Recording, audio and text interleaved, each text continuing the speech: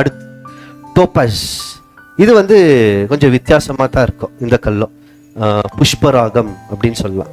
இது பார்க்கறதுக்கே ஒரு மாதிரி கோல்டன் எல்லோ கலர்ல இந்த புஷ்பராகம் இருக்கும். இப்போ நம்மள கூட என்ன பண்ணின்னு இருக்கிறார்னா தேவன் சில இடத்துல இந்த கல்லை உருவாக்குறதுக்கு நம்ம மத்தியில அதிகமான நெருப்பை ஒரு காலகட்டத்தில் அனுப்பிச்சிடுவார்.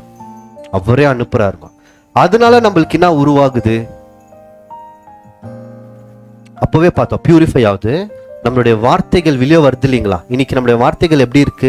மற்றவர்களை கொலை செய்யற மாதிரி இருக்கா, வாழ வைக்கிற மாதிரி இருக்கானா?